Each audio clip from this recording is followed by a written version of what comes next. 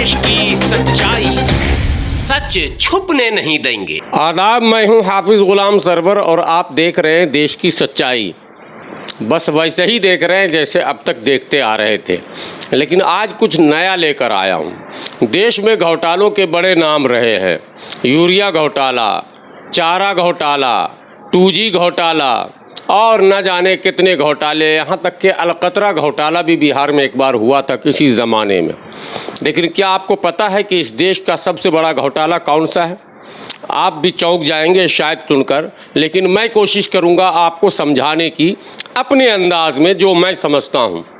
हाँ, एक अपील आपसे ये ज़रूर करूंगा कि हमसे बेहतर समझने वाले जो भी हैं वो कमेंट करके हमें भी समझाने की कोशिश करेंगे, ताकि मैं भी कुछ समझ जाऊं। अरे भाई, मैं भी इसी देश में रहता हूं, समझूंगा तो आपके काम आ जाऊंगा।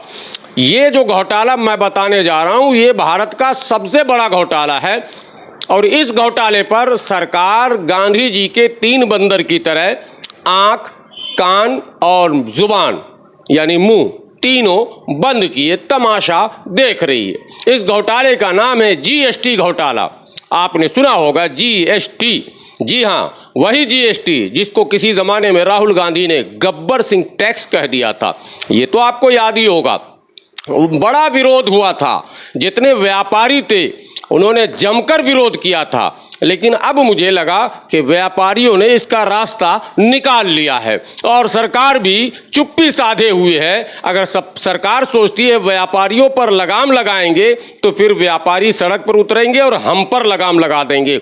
इसलिए व्यापारियों को GST के नाम पर खुली छूट की इजाज़त मिली हुई है। अब मैं समझाना चाहता हूँ ये घोटाला है क्या। GST घोटाला गौर से सुनेंगे। आप बाजार में जाते हैं, कपड़े खरीदते हैं, दवा खरीदते हैं, जूते और चप्पल खरीदते हैं। आप कभी कभी होटलों में खाना भी खाते होंगे।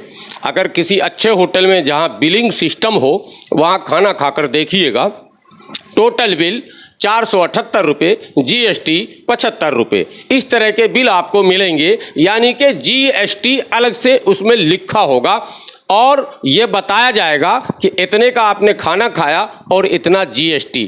ठीक है, चप्पल लेने जाएं, जूता लेने जाएं, ब्रांडेड कंपनियों में जाएं, 1670 रुपये, 1699 रुपये, कुछ भी प्रिंट हो, लेकिन जब आप स्लिप लेंगे तो GST एक्स्ट्रा। इसी तरह से दवा लेने जाएं या कपड़े लेने जाएं तो कपड़े की जो भी कीमत होगी, जब आप पर्चा बनवाना चाहेंगे, स्लिप लेना चाहेंगे, तो स्लिप में अगर 2200 की साड़ी है तो 2200 साड़ी की कीमत प्लस उसके साथ GST। अब सवाल ये पैदा होता है GST है क्या मुसीबत? GST इस तरह से अगर वसूला जाएगा तो फिर सरकार ने ये कानून बनाया क्यों साहब? किसके लिए बनाया? ये सारे सवाल हैं जिसका जवाब कहीं मिलेगा भी नहीं आपको। आप किसी भी दुकानदार से बहस कर लें, दुकानदार आपको जवाब नहीं देगा। वो सीधे सिंपल एक ही बात कहेगा, भैया GST तो भरना ही पड़ेगा। अब मैं लेकर चलता हूं आपको फैक्ट्री, जहां मैन्युफैक्चरिंग होती है, जहां बनता है सामान। जो कंपनी का मालिक है, क्या वो GST भरता है या नहीं? अगर नहीं भरता है तो सरकार उस पर कार्रवाई क्यों नहीं करती है? करोड़ों का टर्नओवर है, GST तो भरता ही होगा। कंपनी का रजिस्ट्रेशन है, GST तो भरता ही होगा। और नहीं भरेगा तो मुजरिम हो जाएगा। अब सवाल यह पैदा होता है कि अगर मैन्युफैक्चरर ने GST भर दी तो सामान के रेट पर उसका भी बार इंक्लूड हो गया। यानी कि अगर 200 रुपये की चीज़ है, जो मैन्युफैक्चरिंग कॉस्ट है, अगर 200 रुपये किसी चीज़ पर बैठता है, इलेक्ट्रिसिटी बिल और तमाम मतलब बिल को इंक्लूड करने के बाद, तो उसकी कीमत 200 रखी जाती है। अब उसमें GST की अलग से गुंजाइश मतलब ही नहीं बनता है, चूंकि कंपनी ने GST ऑलरेडी सरकार को दे रखा है। चलिए साहब, कोई बात नहीं है, कंपनी से होलसेलर या रिटेलर तो नहीं लेता है, उसके बीच में एक डीलर होता है।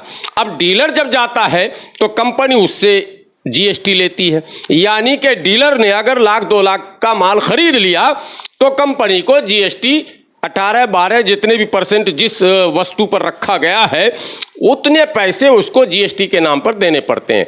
अब 2 बार GST चली गई। एक बार तो कंपनी ने दिया, अब इस दूसरे वाले ने फिर इसको दिया। अब होलसेलर का नंबर आएगा, अब होलसेलर ये तीसरा नंबर है। अब होलसेलर गया क्या कहते हैं उसके पास, डीलर के पास, और मालिक और डीलर भर चुका है। अब होलसेलर आ रहा है, होलसेलर माल पैक करवा रहा है 2 लाख का, तो फिर उसके ऊपर जीएसटी। अब साहब ये 3 बार जीएसटी हो गया। अब होलसेलर से रिटेलर ले रहा है, और रिटेलर जब स्लिप बनवा रहा है तो उसमें भी जीएसटी 4 बार हो गया। अब साहब उपभोक्ता पहुंचे दुकान पर, स्टोर पर, और उपभोक्ता ने कहा मुझे एक सामान फला दीजिए, तो जीएसटी।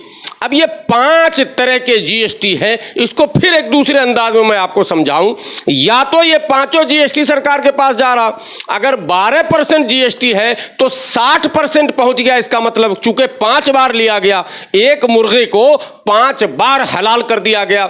और अगर सरकार के पास नहीं पहुंचा ये, तो ये 4 बार वाला किसके पास घूम रहा भाई? ये क्या हो रहा? क्या सरकार को इसकी खबर नहीं है? क्या इस डिपार्टमेंट की निगरानी करने वाले जो लोग भी हैं, अफसरान और मुलाजमीन, क्या उनको ये पता नहीं है कि उपभोक्ताओं से भी जीएसटी वसूला जा रहा? आपको याद होगा एक ज़माने में दवा खरीदने आप जाते थे तो दवा की बोतल पर या फिर उसके कैप्सूल के पाउच पर LT एक्स्ट्रा लिखा रहता था, यानी लोकल टैक्स एक्स्ट्रा। और दूसरा एक लफ्ज़ और लिखा रहता था, इंक्लूडिंग ऑफ ऑल टैक्सेस, यानी इसमें सारे टैक्स इंक्लूड हैं। अब आप उपभोक्ता महोदय इसमें कोई टैक्स नहीं देंगे, मतलब आप सीधे सीधे प्रिंट रेट पर सामान खरीदेंगे और घर जाएंगे।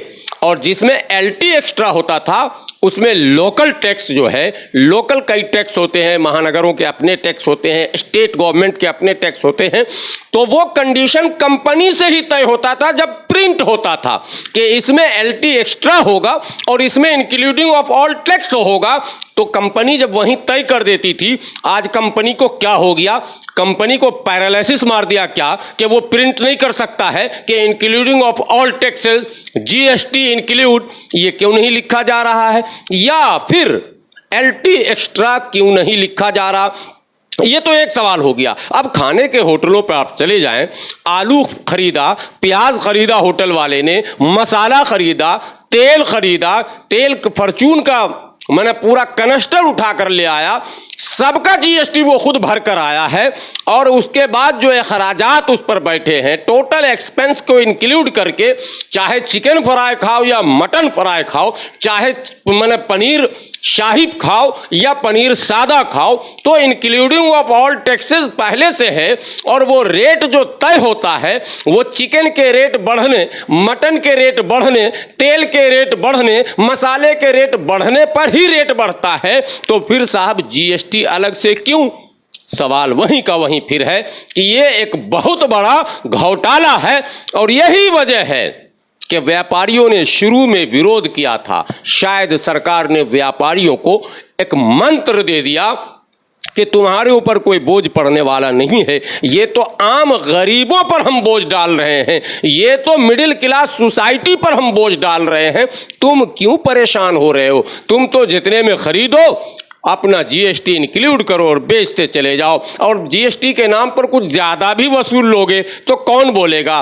सादे लोग हैं भारत में, कम पढ़े लिखे लोग हैं, उनको बोल दिया जीएसटी, अच्छा वही जीएसटी मोदी जी वाला, हाँ अच्छा ले लीजिए भाई साहब, क्या कीजिएगा? ये हो रहा है मामला। तो सरकार जो बैठी बैठी ये तमाशा देख रही है, या तो मैं नहीं समझ पा रहा हूं, या शायद सरकार समझकर आंख और कान और जुबान बंद किए बैठी है। मैं इसलिए नहीं समझ पा रहा हूं कि 1-2 रुपए का टेबलेट कंपनी अगर बनाती है, विप्रो हो, सिप्ला हो, रेनबैक्सी हो, कोई भी कंपनी, तो वो 2 रुपए जो तय होता है वो किस आधार पर तय होता है? ये एक सवाल है। अगर वो तय होता है जीएसटी को छोड़कर, तो ऐसा क्यों होता है? क्योंकि कंपनी तो जीएसटी भरती है, तो फिर जीएसटी का पैसा उधार खाते में क्यों दे देती है?